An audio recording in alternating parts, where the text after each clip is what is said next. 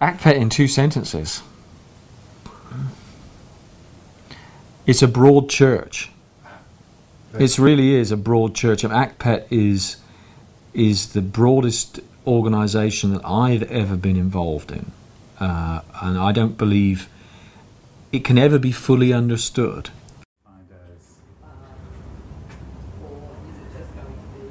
Passionate about its membership. Absolutely passionate.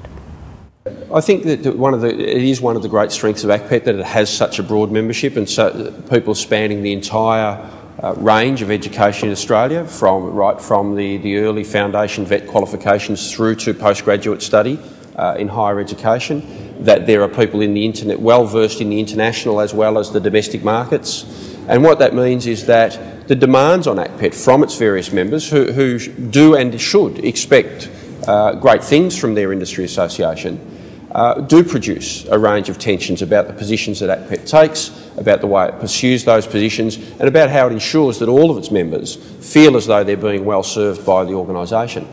And it's that tension that actually keeps the organisation dynamic and keeps it on its toes. It means that we have to respond to the needs of a membership, a broad membership, in a very fluid policy environment. 6 months into operating my RTO, the very first thing that happened was I had an audit, and a piece of advice I was given was become a member of ACPET and make sure you put your membership certificate in a prominent place in your room. So I did that. And what that said to me was that being a member of ACPET actually said that ACPET members offer quality training. So if they realise that you're actually part of ACPET, then you're going to be a provider who has that expectation of quality within your services. And I maintained my ACPET membership forever after that, and became involved with the management committees. And one of the benefits of being on the management committees was that it also opened up opportunities for me to talk to other members and network. And in 2007, I was actually at a national conference for ACPET, and I sold my business to another ACPET member. So ACPET, to me, gives me confidence in the marketplace, keeps me engaged in industry, but also has given me lots of other benefits that you don't actually find on an ACPET brochure. Yeah. I mean, within ACPET you find people who are sole traders dealing with very small niche areas, to people involved in multinational organisations, people who are working for not-for-profit organisations, people who are working for profits, people whose focus is wholly international in focus, looking at, say, English language or pathway programs, others who are domestic in focus, looking at, say, trade training. And so really one of the biggest challenges in being a board member or being anybody who works within ACPET is to try and encapsulate the sheer variety of ideas and the maelstrom, which is the membership of over 1,000 institutions, all of which need their voice heard. But as such a broad church, it's sometimes a lot of effort to learn what all the vantage points and positions are on a particular issue. Well, it's all about representing the interests of the private education and training sector. I mean, that's what it's got to do, you know, that's it. It's that simple.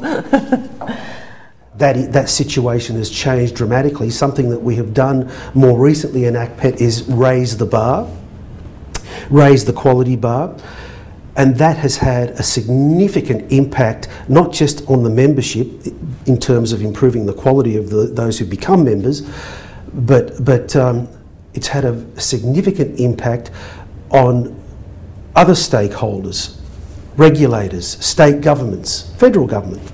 I've been on the board for about 18 months, and I must admit I was overwhelmed by the amount of influence the board has on government policy and government decision making. On my short time with the board, we have had major influences on the night review into student visas. We have had major influence in our own state in South Australia with the Skills for All policy. We've tightened up over the last 5 years the code of ethics and the standards we expect people to abide by.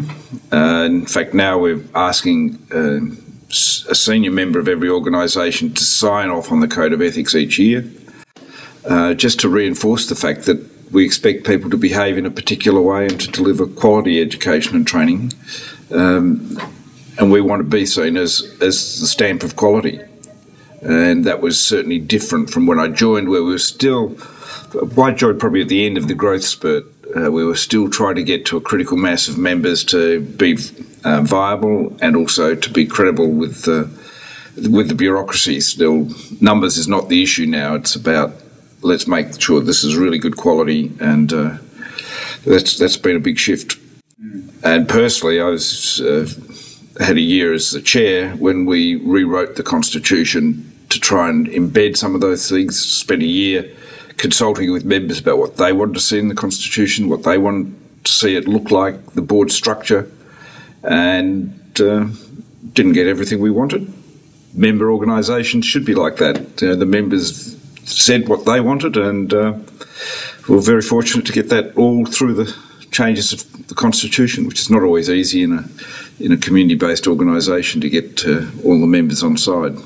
And one of the things that happened when we tried to change the Constitution, I think there were some board members who would have probably thought we should have a smaller board, but the members spoke very clearly that this is a member organisation that needs representation in every state, because we negotiate not just with the Commonwealth on policy changes, but with each state.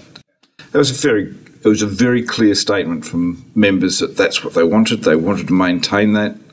We changed some other membership arrangements. We changed some of the length of time you can be on the board, just to modernise the Constitution. I guess it was time to lift it a level, make some changes, and some things weren't working. So ACPET's now grown to a national organisation with, I would suggest, international reach, with the amount of organisations and partnerships that have been acquired over the years, and has an international reputation which is quite outstanding. And I was invited and elected to go onto the board last year, and ACPET now has come to a size where it can actually choose who it admits to enter into the club of ACPET, because it's important that membership organisations such as ACPET have an exclusive base to who becomes part of them. So the board in recent times has taken an active role in ensuring that we maintain the integrity of the membership, that members do not go beyond their remit with respect to ensuring that they promote and respect the standards of private vocational and higher education across Australia. I see ACPET in 5 years' time or even 10 years' time being possibly slightly smaller but much stronger, having a lot more services for the members, a lot more professional development, a lot more consultancy, a lot more advocacy, and not just being an insurance scheme, but being more of a one-stop shop, if you like, for members, and definitely being quality assured and quality, or best practice or continuous improvement, should I say, being a very strong focus, and having quality members and just a quality membership that's possibly the same size or maybe even slightly smaller, but just a lot stronger, a lot more quality members.